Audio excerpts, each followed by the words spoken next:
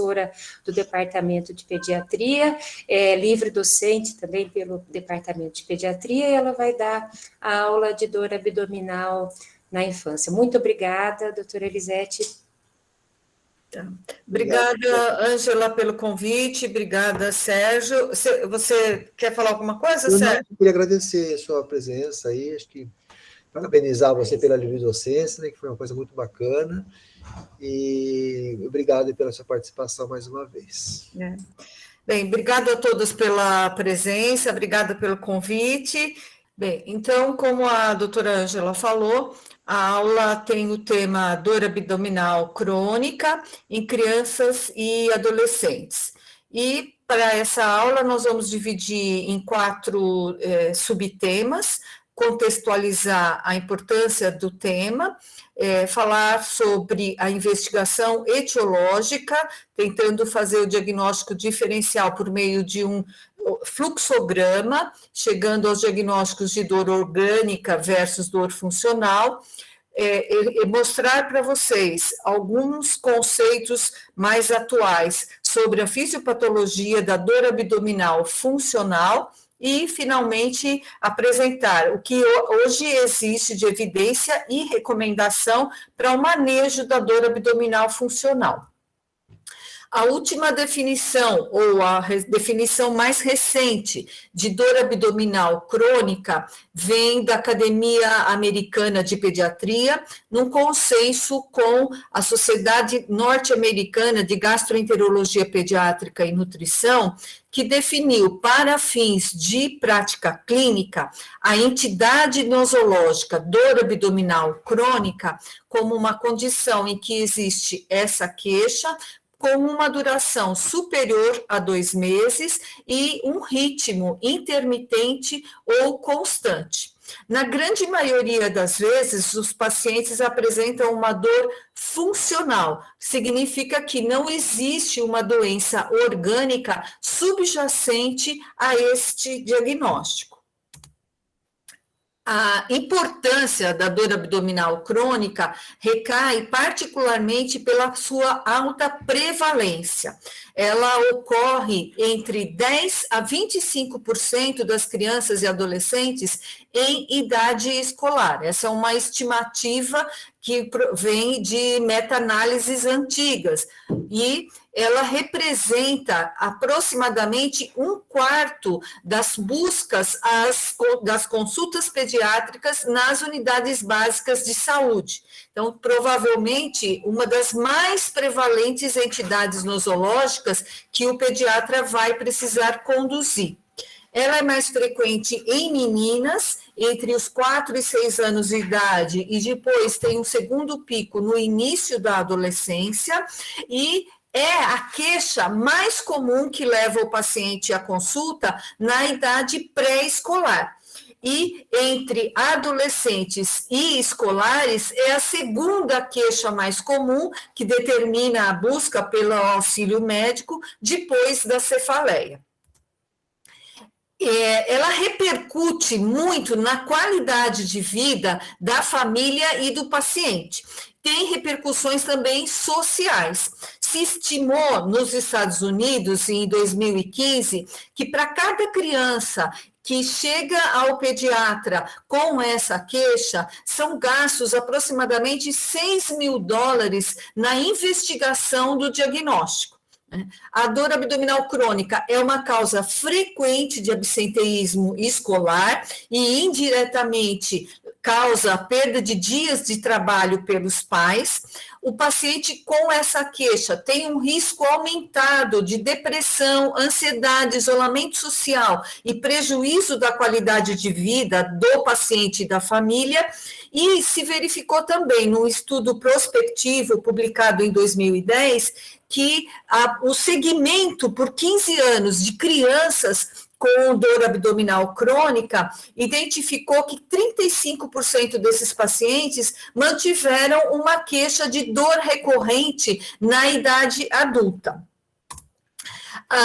classificação etiológica da dor abdominal crônica apresenta duas condições, uma condição de base somática e uma condição de base funcional. Na condição de base somática, existem várias possibilidades etiológicas, né? Uma doença anatômica causando sintoma, inflamatória, infecciosa, uma decorrência de distúrbios do metabolismo, distúrbio do metabolismo dos carboidratos, das proteínas e do equilíbrio ácido-básico, e uma causa isquêmica, que é infrequente em crianças e mais frequente em pacientes adultos. Eu trouxe para vocês um acumulado da prevalência da dor abdominal crônica que foi identificado em hospitais universitários brasileiros nas duas últimas décadas, né? Então, eu tenho aqui duas estatísticas do nosso HC, da Unicamp, e uma estatística do professor Aristides Cruz, de Curitiba, né? Então, nesses 3 trabalhos, foi verificado entre os pacientes com a queixa de dor abdominal crônica, qual foi o diagnóstico definitivo que nesses hospitais se chegou. Então, se confirmou um perfil que é visto internacionalmente, né, que entre os pacientes com essa queixa, aqueles em que o diagnóstico é definido, 90% dos casos você define uma causa funcional, uma etiologia funcional. E as etiologias orgânicas, elas correspondem a menos de 10% dos pacientes com essa queixa. Nessas duas tabelas, eu estou apresentando prevalências internacionais que incluíram um número maior de pacientes do que nós temos aqui no Brasil, né? E à esquerda de vocês, nós temos uma tabela de prevalência acumulada que está apresentado nessa meta-análise de 2015. Então, é uma prevalência da queixa de dor abdominal crônica em ambulatórios pediátricos de 5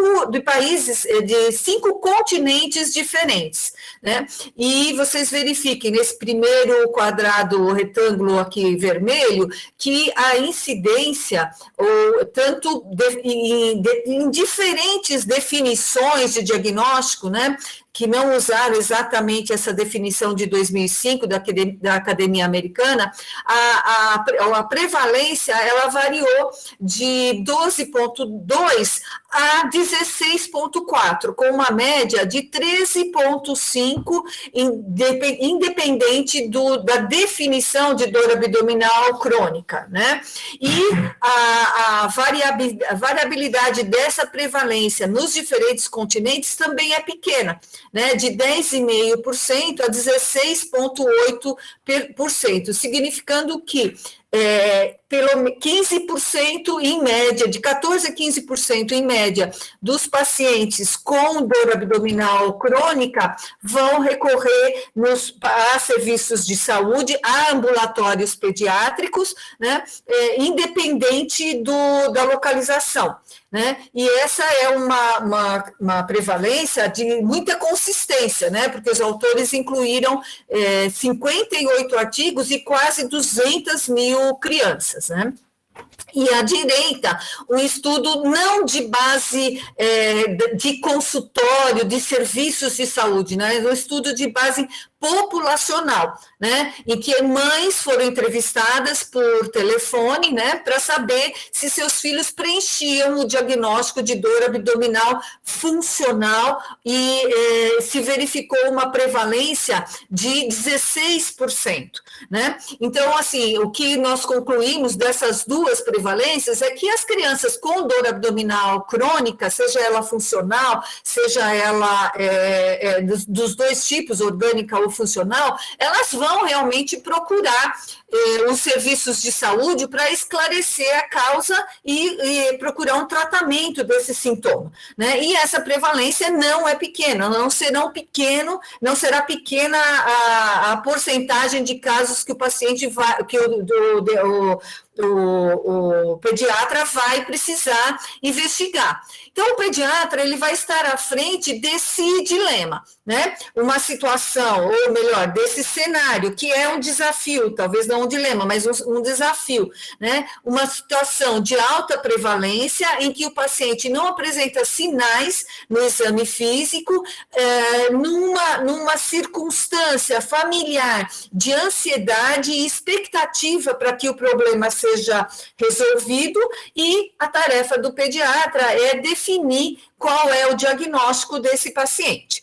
E a minha tarefa agora é mostrar para vocês uma sugestão, uma recomendação para que vocês façam e cheguem a esse diagnóstico, né?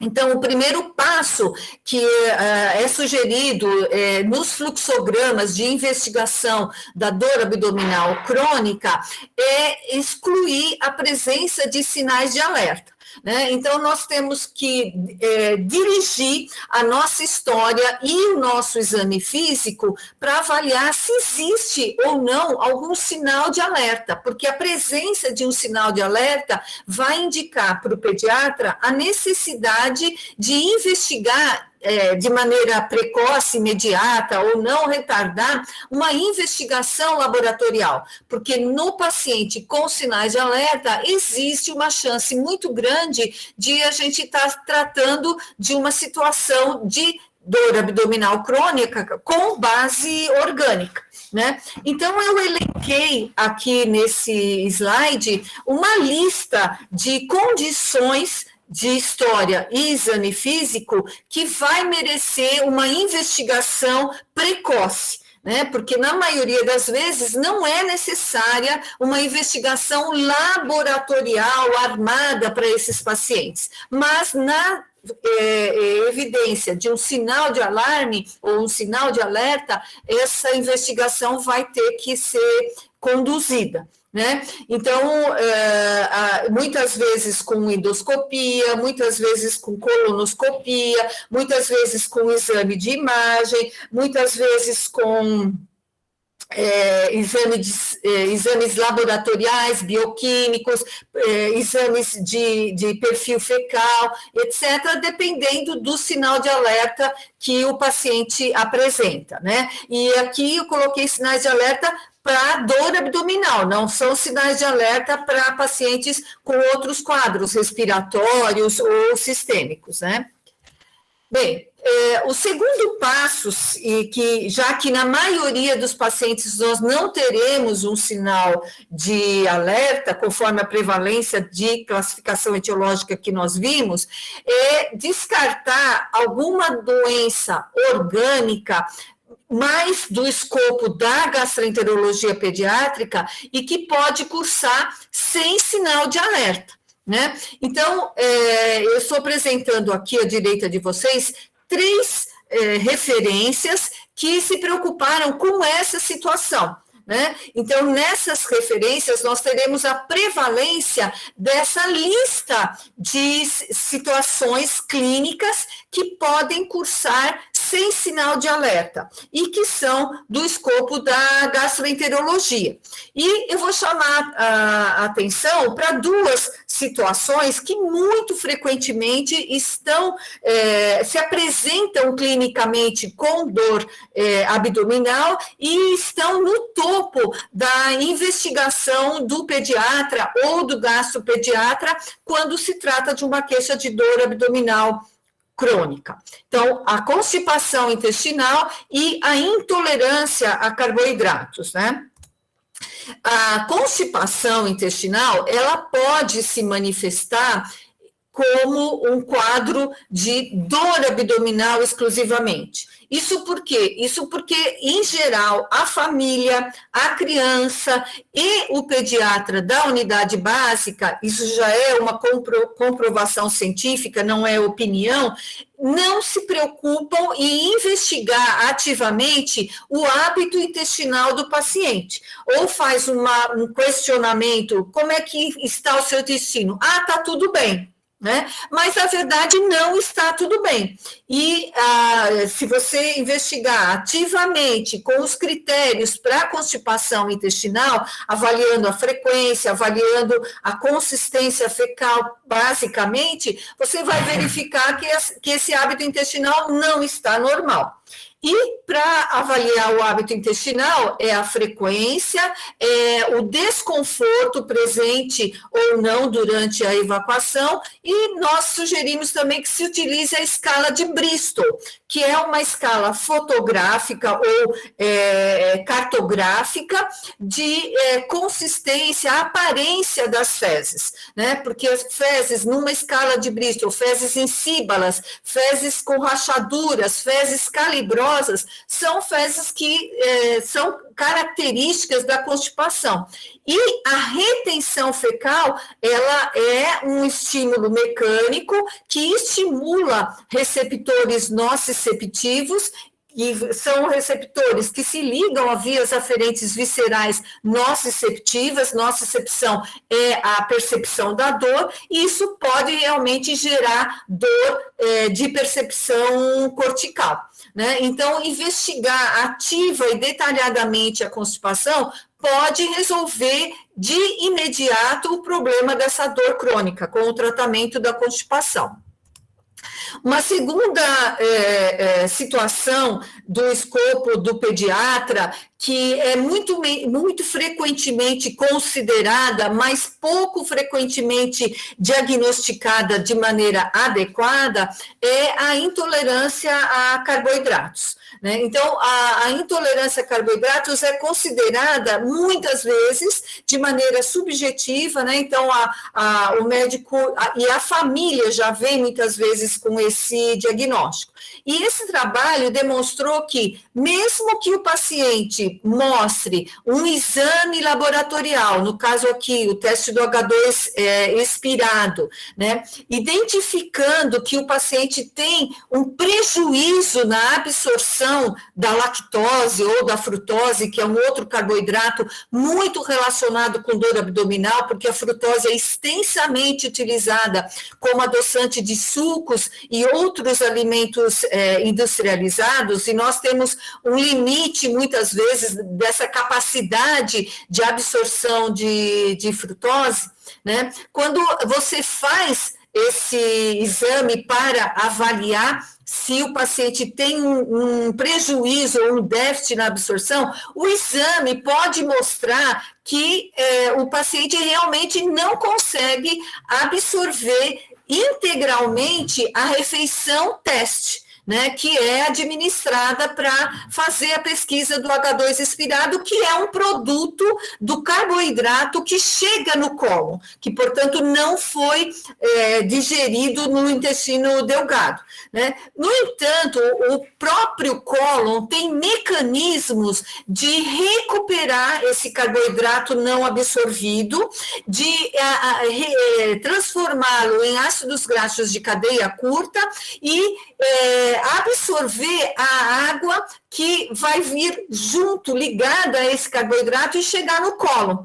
Então, assim, nem todo paciente que tem má absorção vai ter intolerância, porque o cólon se adapta para receber esse fluxo de carboidrato, e essa adaptação colônica faz com que o paciente, mesmo que não absorveu tudo no delgado, possa ser assintomático, né? Então, assim, existe uma diferença entre o que o exame mostra, que é déficit de absorção, e a clínica do paciente. A clínica do paciente a gente chama de intolerância. E se houver uma adaptação colônica, não vai existir clínica. Então, o que esse estudo mostrou? Eles avaliaram 55 pacientes com o diagnóstico clínico de má absorção do carboidrato, ou melhor, avaliaram 135 pacientes, o exame veio alterado em 55 pacientes, mas apenas 10 pacientes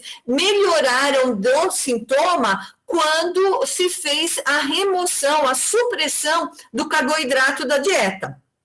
Portanto, esse é um caso clássico em que não existe correlação entre o sintoma e o exame alterado. Então, por isso que eu chamo atenção para essa situação da importância desse diagnóstico estar relacionado com um diário alimentar do paciente, né? Não se basear única e exclusivamente no teste alterado, né? E hoje nós vemos também na prática clínica que muitos pacientes são orientados a remover a lactose, portanto o leite, que é uma ótima fonte de cálcio e proteína, da dieta, por conta de um exame de H2 expirado, um exame de nível sérico de glicemia após a ingestão de uma refeição de prova, e até de exames genéticos, né? O que não tem correspondência com a clínica, ok?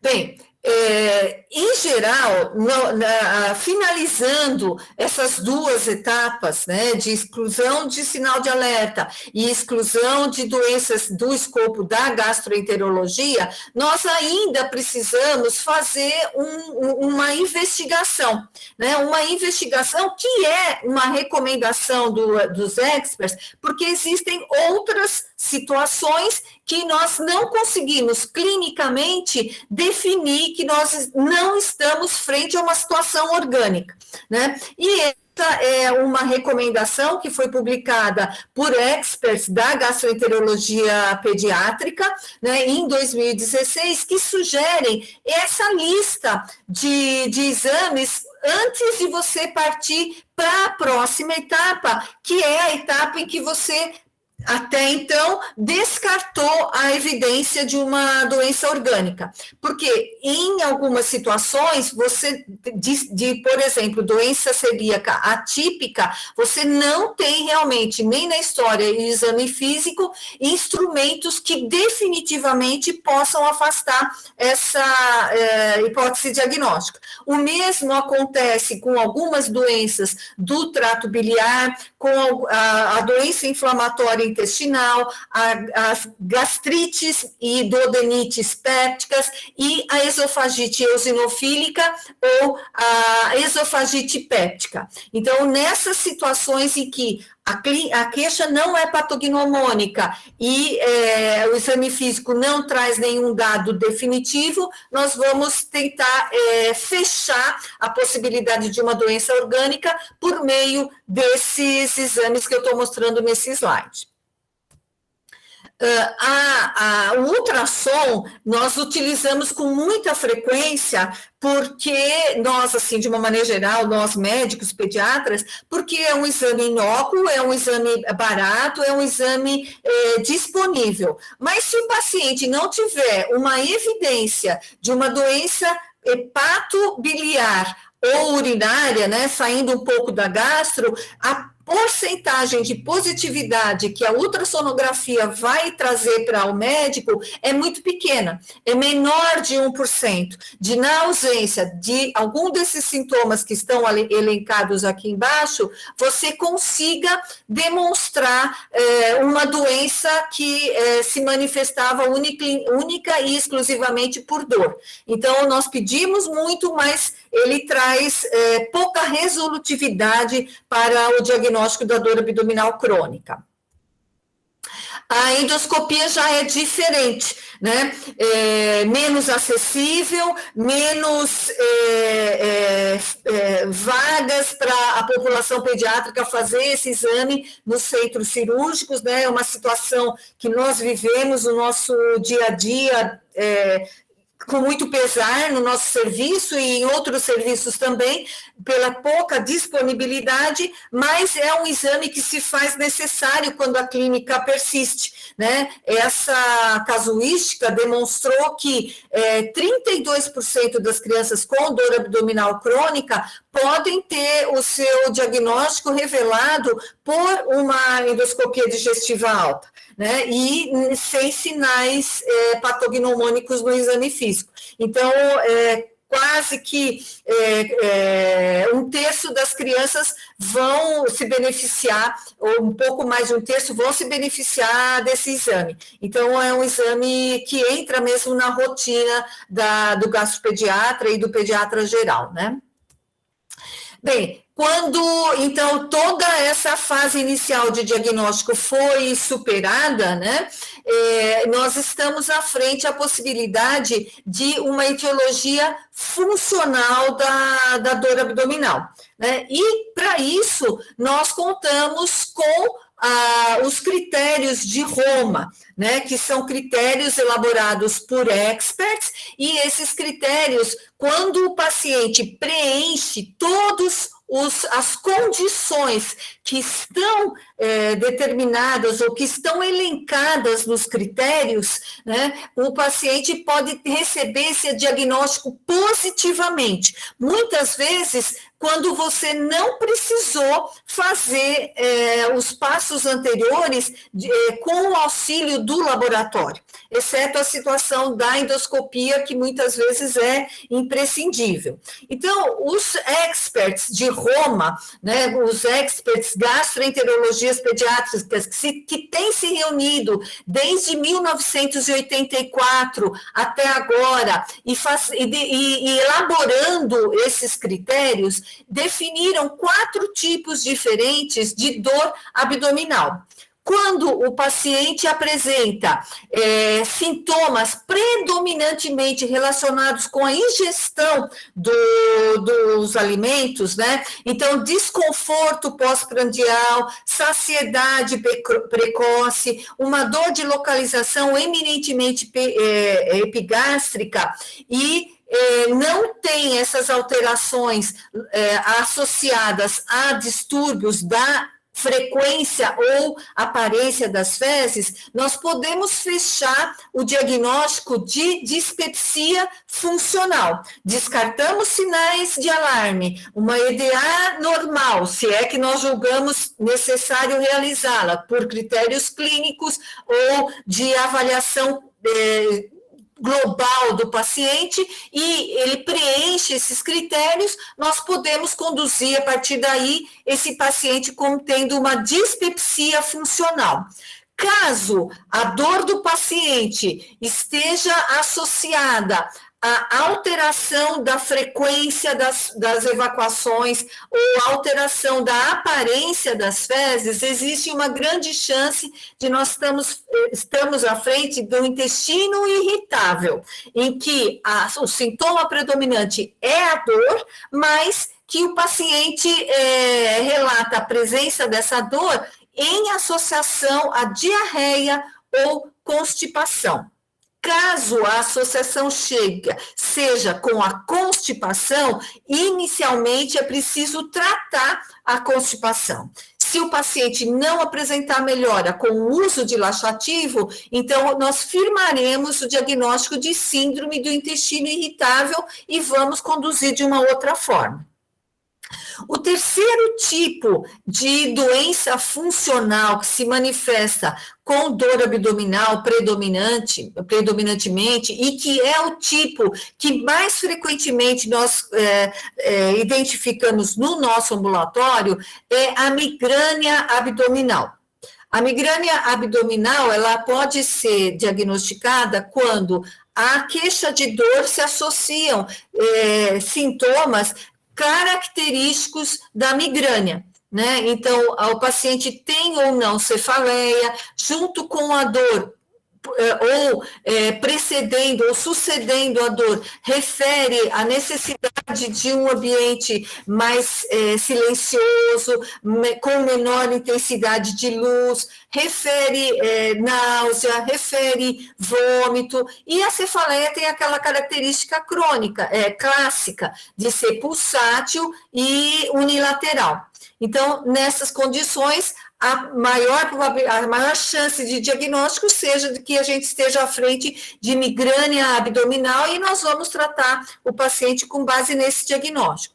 E, finalmente, existe um quarto grupo de diagnóstico muito difícil, em que a dor funcional não está associada a nenhum evento fisiológico, nem tem as características da migrânia abdominal. E, nesse caso, a gente chama de dor abdominal funcional não especificada, de acordo com o critério de Roma.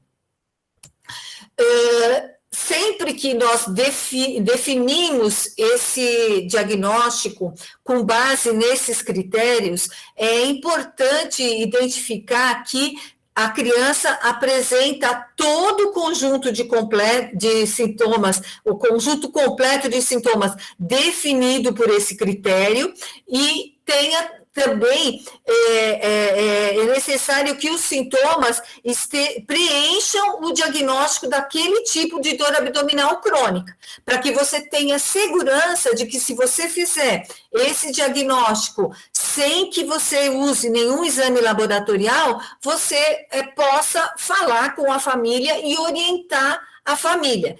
É possível que você mude, inclusive, este diagnóstico, que uma criança que você diagnosticou como dor abdominal funcional, num futuro você identifique, por exemplo, uma doença celíaca atípica. Então, assim, definir o diagnóstico de acordo com o critério de doença funcional não exclui a possibilidade de você continuar acompanhando o paciente, né, para realmente verificar se outro sinal clínico não vai aparecer ou não vai chamar a sua atenção, porque, de repente, se a criança com 11 anos de idade passa a ter anemia, então você vai ter que reavaliar o seu diagnóstico, porque a anemia ou qualquer outro sinal de alerta não combina com o diagnóstico de dor funcional. Como que nós explicamos a presença da dor numa situação em que não há uma doença orgânica, não há um substrato orgânico determinando o sintoma, né? Então, esse ramo da medicina, ele é agora chamado de distúrbios da interação intestino, cérebro, microbiota. Inclusive, existe uma tendência a mudar o nome de dor funcional para dor relacionada à interação neurogastroenterológica microbiota, né? E há como explicar que uma dor sem um componente orgânico possa existir. No entanto, a gente não terminou, a comunidade científica não terminou essa investigação, mas eu vou apresentar alguns subsídios que nós já temos para entender a etiopatogênese e a fisiopatologia da dor abdominal crônica, né? Então, esse esquema, ele foi publicado há 2 anos atrás, recentemente, portanto, e é um esquema que tenta mostrar graficamente quais são os fatores que determinam o aparecimento de uma dor funcional. Então, de acordo com esses autores, o paciente com esse quadro clínico, ele tem em associação alguns sensibilizantes, que são mostrados aqui nesses retângulos amarelos. Então, esses sensibilizantes, que são fatores da história, que fazem com que o indivíduo aumente o seu risco de ter dor abdominal funcional, podem ser da esfera médica, portanto, biológica, e podem ser da esfera psicossocial, né? E esses fatores incidindo no indivíduo que tem uma predisposição genética, levaria a alterações nesse elemento que é central, que é o eixo de ligação entre o intestino, o cérebro e a microbiota, que é um eixo neural, que sofre influência desses sensibilizantes que estão elencados na figura. Sensibilizantes que dependem da faixa etária do indivíduo. quanto mais cedo, mais relacionados a determinantes biológicos. E com a evolução, mais relacionados com sensibilizantes psicossociais. Mas existe um grande embricamento desses sensibilizantes. O fato é que, quando o indivíduo tem uma predisposição genética, a presença desses sensibilizantes vulnerabiliza o eixo intestino-cérebro-microbiota a apresentar alterações estruturais ou funcionais, que a gente ainda na prática clínica não consegue e não tem instrumento para identificar, né? E se esses sensibilizantes forem de intensidade suficiente, né, aliados à predisposição genética, nós vamos ter realmente a ocorrência dessas alterações estruturais ou funcionais, determinando disfunções nesse eixo neural que liga a microbiota, o intestino e o cérebro, que leva a uma situação de hipersensibilidade visceral, que é o determinante final dos sintomas. Então, o que eu vou tentar mostrar nos próximos slides é o que é esse mecanismo de hipersensibilidade visceral. O que nós sabemos desse mecanismo de hipersensibilidade visceral?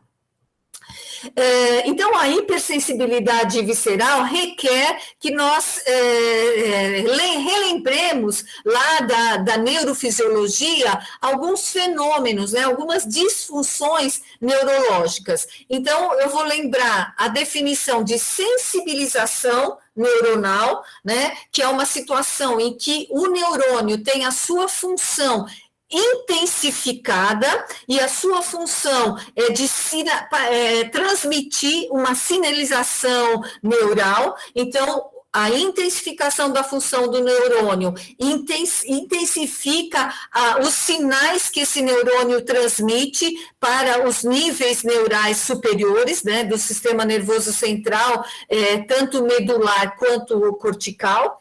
E uma outra definição é a definição de modulação, que no caso do nosso contexto é uma inibição da função neuronal. Então, quando a gente trata de hipersensibilidade visceral, a inibição está relacionada a uma inibição, a uma modulação que a percepção cortical faz dos inputs neurológicos periféricos. Então, a dor, ela pode ser tanto de base periférica, quando o neurônio está sensibilizado e manda muitos estímulos corticais, ou quando as esferas corticais não inibem, ou não modulam, ou não equilibram alguma sinalização neuronal periférica normal. Então, nessas duas situações, nós vamos ter o fenômeno da hipersensibilidade visceral, que é definido como uma resposta perceptiva intensificada aos estímulos viscerais periféricos por conta dessas duas situações, sensibilização aferente sensitiva ou diminuição da modulação dos centros nervosos corticais, ok? Então, aqui é uma representação gráfica, né, de um neurônio sensibilizado, e eu vou mostrar para vocês o que é que sensibiliza o neurônio, e esse neurônio passa a sinalizar excessivamente, aqui seria um neurônio nociceptivo, vai mandar, independente do estímulo periférico, existir ou não, né, uma sinalização excessiva de um sinal nociceptivo, né? Bem, nesse slide, para também nós lembrarmos da neurofisiologia, eu estou mostrando os elementos que compõem o eixo neural de processamento da dor visceral. Então, nós temos 4 elementos, né, resumindo esse eixo, básicos que estão relacionados com a dor visceral, que permitem ao indivíduo identificar ou não a presença do sintoma, né? Então, tudo começa na parede do intestino, que aqui está representada como o número 1, na parede ou na luz, né? Um estímulo visceral que pode ser químico, mecânico, em geral o mecânico é a distensão da alça, né? Por isso que esse estímulo pode estar na luz, ou um estímulo inflamatório, né? Citocinas que estimulam ou que sensibilizam o nociceptor, né, que é essa estrutura ramificada da parede, e esse nociceptor vai ser responsável pela transdução de um estímulo elétrico que vai ser transferido para o neurônio do corno posterior da medula e daí para o neurônio dos núcleos subcorticais, né? E desses núcleos subcorticais vão partir vias eferentes sensitivas que vão fazer com que o indivíduo reconheça esses sinais elétricos como dor, né? Então, o que pode estar alterado nesse eixo que faz com que o indivíduo, sem que o estímulo esteja presente, se for, por exemplo, um estímulo inflamatório, ou na presença de um estímulo inflamatório, mantenha a queixa de dor de maneira permanente? Uma disfunção na sensibilização do número 1, que é o neurônio aferente sensitivo, ou uma sensibilização do neurônio do corno posterior,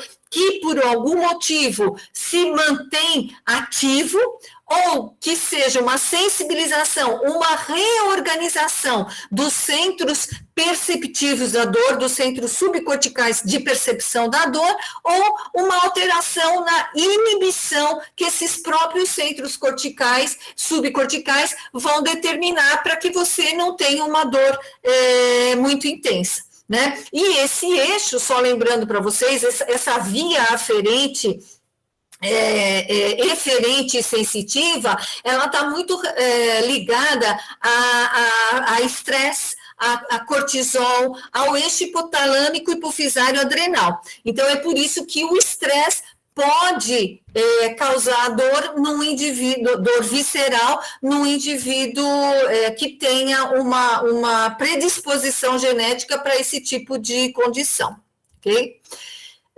Um outro esquema muito didático é esse esquema em que eu mostro um corte longitudinal da parede intestinal que é repleta de neurônios. Então, a nossa parede, nosso intestino é considerado como o segundo cérebro, né, de uma maneira coloquial, porque ele tem uma rede neuronal muito extensa. Depois do sistema nervoso central é onde mais nós temos neurônios, né? E aqui representado em azul, o neurônio aferente sensitivo, que é o responsável por identificar estímulos que vão inferir sobre a parede e a mucosa intestinal. Então, o neurônio aferente sensitivo, ele é dotado dessa estrutura ramificada, que parece os ramos de uma árvore, né? Onde estão os nociceptores.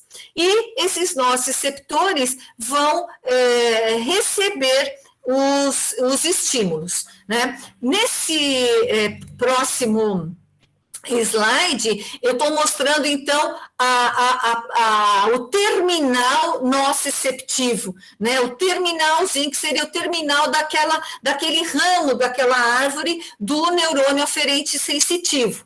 Então, do ponto de vista molecular, nesse terminal nociceptivo, nós temos vários receptores para diversas substâncias químicas, né? E aqui, no caso, como é um artigo de imunologia, nós estamos falando de receptores de mediadores inflamatórios, né? Então, aqui à esquerda de vocês, eu estou representando em vermelhinho o receptor que existe no terminal nociceptivo da nossa parede intestinal do TNF, né, do fator de necrose tumoral. Quando existe a ligação, ou a produção de fator de necrose tumoral e a ligação desse fator de necrose tumoral no receptor do terminal nociceptivo, que é um receptor próprio para o TNF, né, que é chamado de TNFR1, vão ocorrer dentro do neurônio uma série de eventos de cascata molecular que vai culminar com a abertura de canais iônicos. Então, os canais iônicos eu estou mostrando aqui do lado direito, né, desta figura. Esses canais iônicos, quando acionados por essa cascata intracelular, eles vão abrir e vão permitir a entrada para o interior do neurônio de íons. Em geral, quando se trata de percepção nociceptiva, os íons são o sódio e o cálcio. E esses íons vão despolarizar a célula e vão gerar uma excitação elétrica que, pelo mecanismo de transdução, vai ser transmitida ao córtex e vai culminar com a percepção da dor, ok? Bem, e por que eu estou falando isso? Para explicar o que nós sabemos da fisiopatologia da dor crônica, né? Então, numa nova figura, estou representando o nociceptor, então aqui eu estou representando os outros receptores, né, de outras substâncias. Então, vocês podem ver acetilcolina, ATP, substância P, receptores para alteração do pH, receptores térmicos, né, que são todos estímulos que nós podemos perceber com base nesses receptores e que vão acionar os canais TRP, os canais iônicos. Os canais TRP é uma família de canais que está presente nos neurônios nociceptivos e que já se identificou que suprarregulação desses canais leva à hipersensibilidade visceral. Então, alguns fenômenos de hiperestimulação do nociceptor mantêm os canais alterados, mantêm os canais ativos, permitindo a passagem para o citoplasma de cálcio e sódio e determinando a persistência do fenômeno sensitivo, ou da sensibilização desse neurônio, que por fim vai levar à hipersensibilidade visceral. Então, alterações ou suprarregulação, que significa tanto aumento da função quanto aumento do número de canais TRP, é um dos mecanismos que nós temos identificados hoje como responsável pela dor funcional, dor abdominal funcional, tá ok? Esse trabalho no Scientific Report de 2017, ele mostrou muito bem isso. Então, esses pesquisadores, eles usaram sobrenadante de biópsia retal de indivíduo com síndrome do intestino irritável, né? E colocaram esses sobrenadantes em contato com receptores nociceptivos de animais, né? É um estudo clínico e experimental. E eles verificaram que a estimulação dos canais iônicos TRP nesses animais, quando expostos a esse sobrenadante, é muito maior do que quando esses canais são expostos a sobrenadante de biópsia de indivíduo que não tem síndrome do intestino irritável, né? E como é que eles mediram isso? Eles mediram isso pela concentração de cálcio no meio onde ocorreu essa exposição, né? Então, se liberou mais cálcio, é porque existiu uma sensibilização maior dos canais TRP, demonstrando, então, a participação dos canais TRP na fisiopatologia da hipersensibilidade visceral, ok? O que nós ainda temos que descobrir é o que o indivíduo com síndrome do intestino irritável tem, que estimula de maneira mais intensa os canais TRP. Bem, uma das situações pode realmente ser um processo inflamatório, alérgico ou uma doença inflamatória intestinal, né? Que fica mais fácil quando existe um substrato orgânico para a gente entender a persistência da dor. Né? Então, esses indivíduos, eles verificaram que crianças com síndrome do intestino irritável têm um maior número de estruturas histopatológicas que representam uma associação entre o mastócito e o receptor nociceptivo. Né? E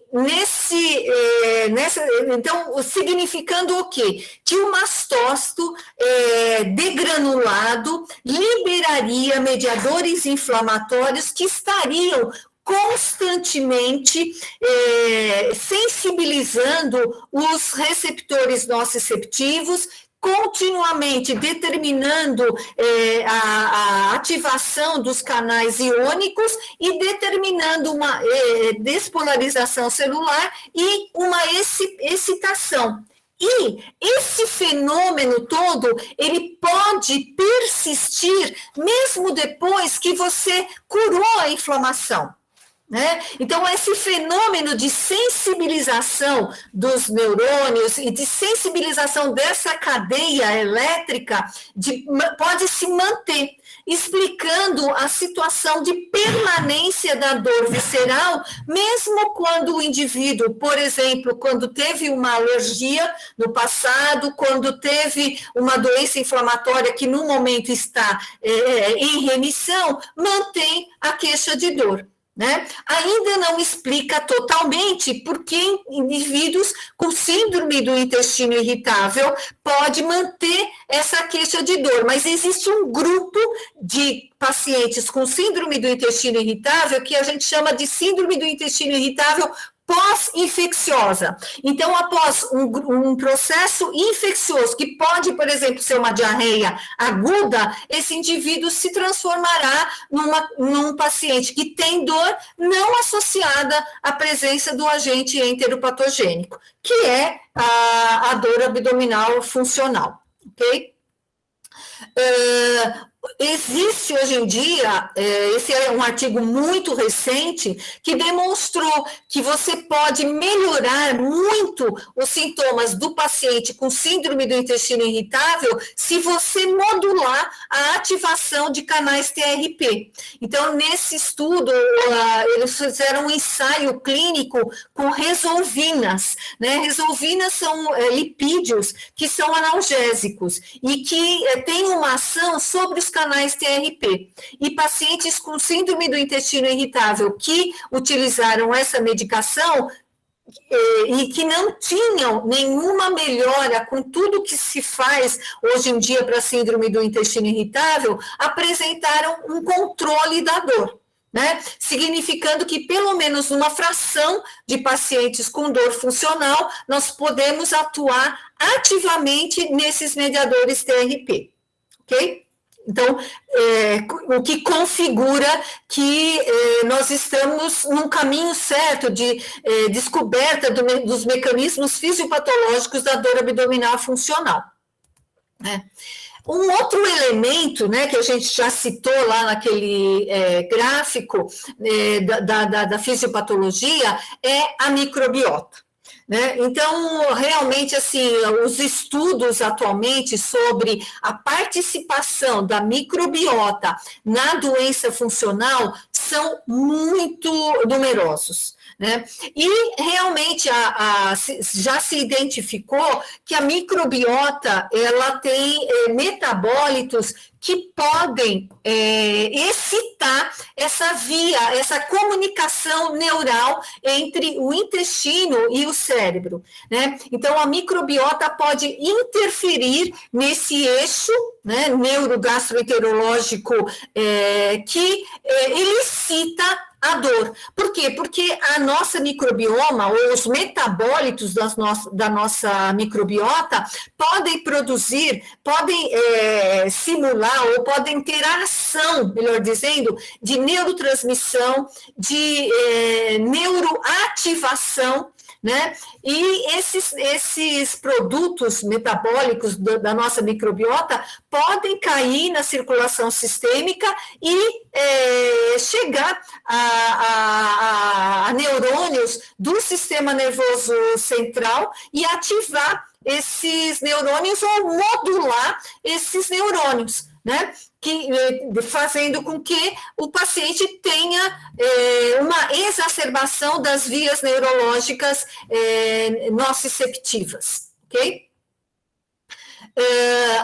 Aqui, por exemplo, eu estou mostrando uma outra via de comunicação, que não é pela corrente sanguínea, entre moléculas bioativas da microbiota e o próprio neurônio do sistema nervoso entérico, né, que a gente conhece, os neurônios de Auerbach, né, o plexo de Auerbach, o plexo de Meissner, né, então algumas moléculas produzidas por microbiotas podem ativar diretamente esse neurônio, que vai transmitir uma ativação elétrica que vai ser entendida como nociceptiva, né, então é assim que nós entendemos o papel da microbiota na dor funcional.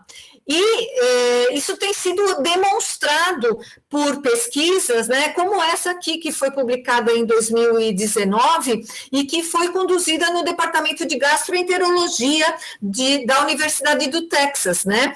Então, os autores separaram 2 grupos de crianças, né, crianças saudáveis e crianças com síndrome do intestino irritável, né, que estudaram a microbiota desses pacientes. E nessa figura aqui no canto esquerdo do slide, eu estou mostrando que foi possível identificar 2 grupos muito diferenciados de microbiota, né? O grupo em quadradinho azul claro e o grupo em quadradinho vermelho, que representa exatamente as crianças saudáveis, à direita em azul claro, e a microbiota das crianças com síndrome do intestino irritável. Então, uma diferença muito grande nessa microbiota e uma diferença muito grande, então, dos metabólitos, né, da metabolômica desse paciente.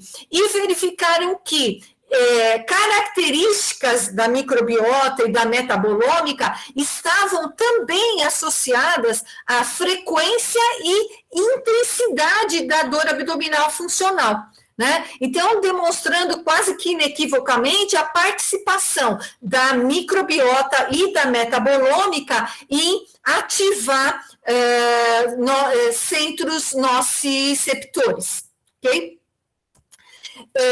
Esse é um outro trabalho que também mostra que a disbiose, né, que nesse caso foi determinada por meio de determinação ou por meio de indução de colite e manipulação do microbioma de animais, também está relacionada com uma metabolômica com excesso de produção de butirato e propionato, que são ácidos graxos de cadeia curta, que levaram animais a sentir mais intensamente, ou ter respostas, né? Não podemos falar em sentir, mas ter respostas medidas em laboratório mais intensas à estimulação do reto, né? Então, eles insuflaram um balão no reto de animais em que se induziu uma disbiose, e a resposta à insuflação desse balão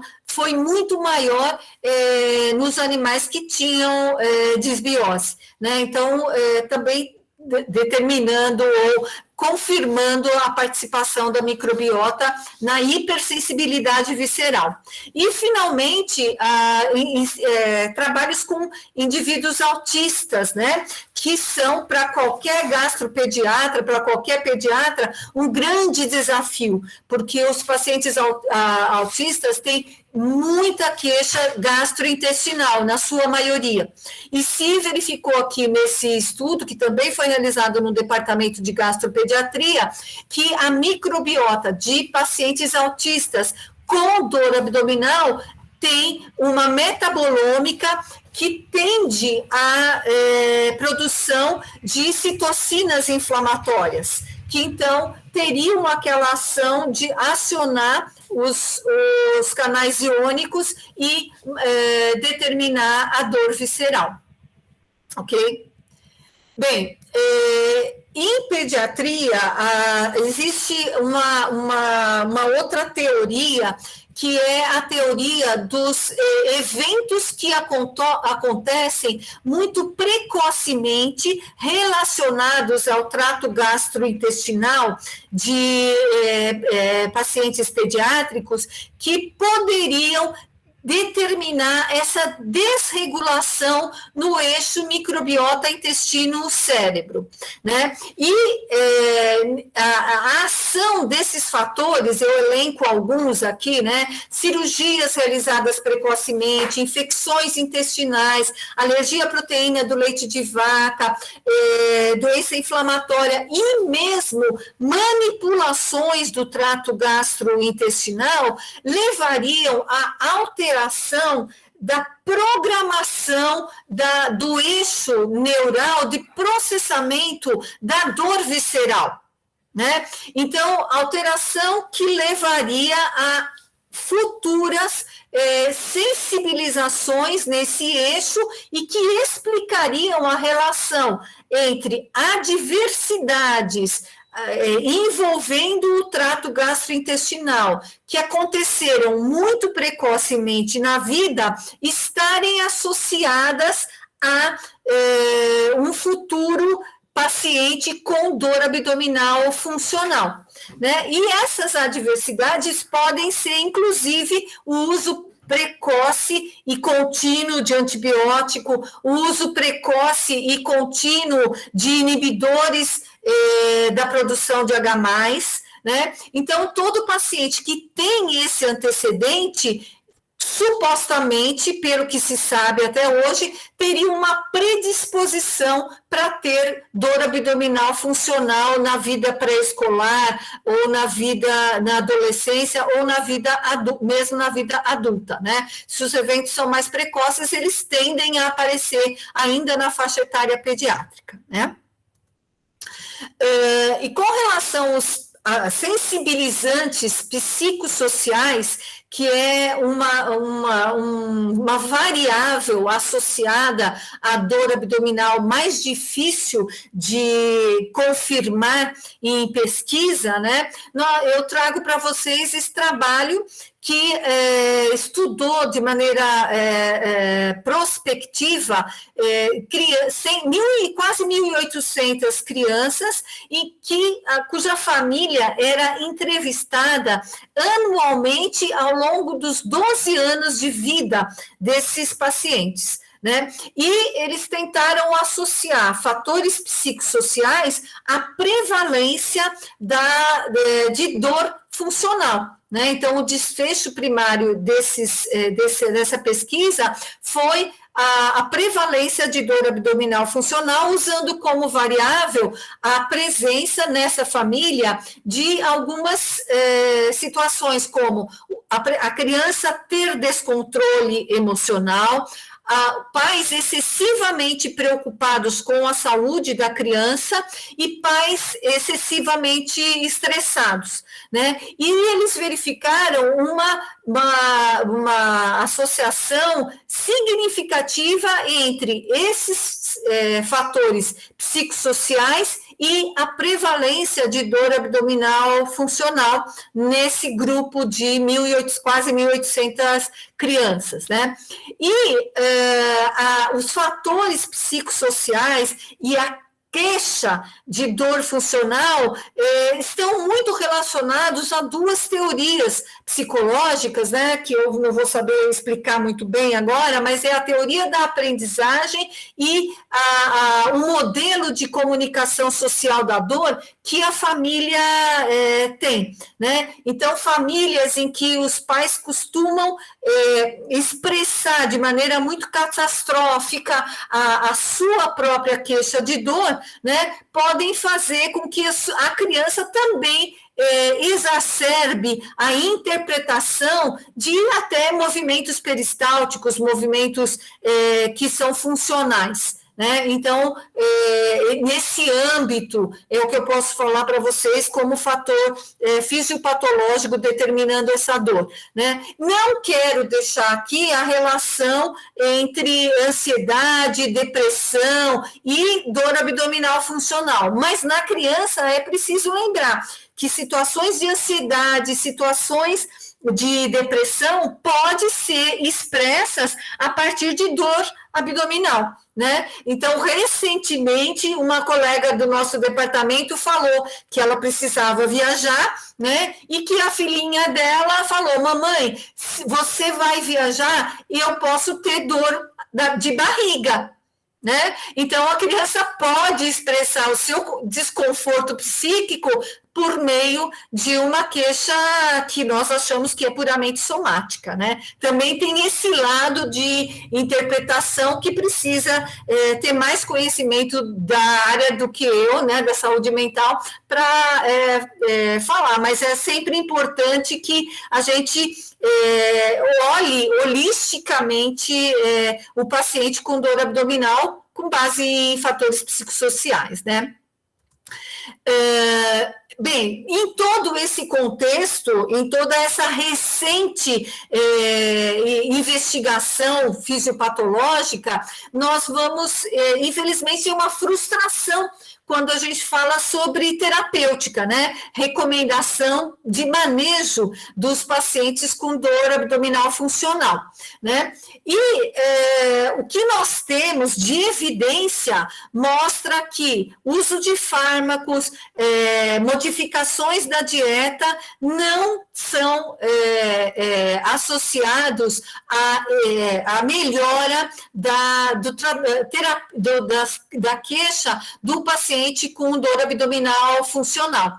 Então, essa meta-análise que envolveu 58 artigos, se não me engano, ela envolveu 58 artigos de meta-análise. Então, é o resumo de 58 meta-análise, mostrando que medidas dietéticas farmacológicas não tiveram efeito sobre a diminuição, o alívio da dor abdominal funcional, enquanto que existe alguma evidência para o uso de probióticos, terapia comportamental e hipnoterapia modulando o sintoma, né?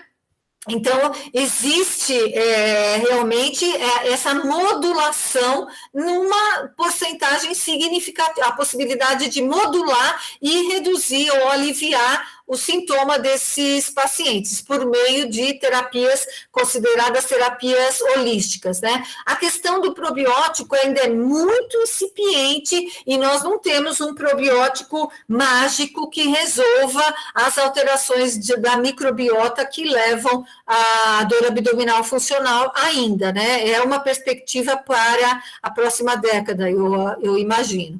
Né? Uma outra meta-análise foi recentemente publicada na melhor revista de gastroenterologia pediátrica. Dessa vez eles estudaram apenas os fármacos e mostrou também que foram 17 artigos envolvendo 1.100 crianças, que realmente não mostrou nenhuma evidência para o uso de drogas no tratamento da dor abdominal funcional. Né?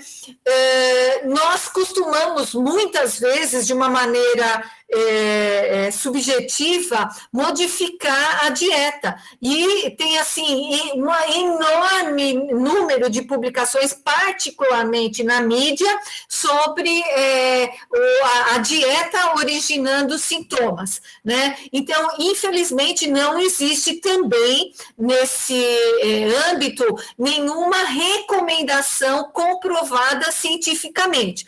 Talvez, no futuro, nós possamos ter algum efeito de modificar, através da modificação dos alimentos, modificar a metabolômica e melhorar a dor abdominal. Mas, por hora, não existe evidência científica, ok? Como então a gente maneja esse paciente, né?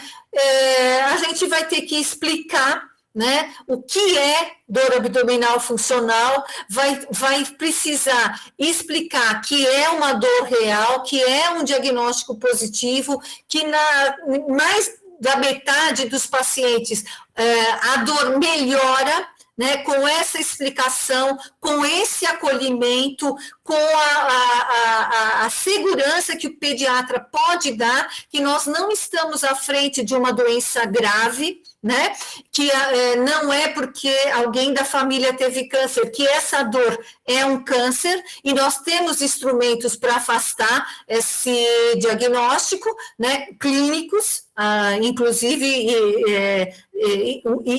individualmente clínicos apenas, né, e acolher o paciente, né, e entender, e às vezes até identificar um sensibilizante na história pregressa que possa explicar essa dor. Quase sempre a gente utiliza um fármaco, mas aí nós temos que lembrar que a gente está usando um placebo, e é preciso identificar a presença de algum efeito adverso desse fármaco, né? Bom, para terminar, então a gente está avançando, nós avançamos muito com os critérios de Roma no diagnóstico da dor abdominal funcional, o que tem permitido a pesquisa de mecanismos fisiopatológicos ligados à alteração desse eixo neurogastroenterológico microbiota, o que vai permitir a personalização da terapia para algumas crianças, né, e que vai permitir com que nós saiamos dessa esboço da fisiopatologia para uma pintura, né, em que a gente pode fazer o diagnóstico e tratar as crianças que sofrem esse problema. Ok? Muito obrigada. Muito obrigada, doutora Elisete. Acho que a sua aula é muito completa e muito esclarecedora de um assunto que é extremamente abrangente.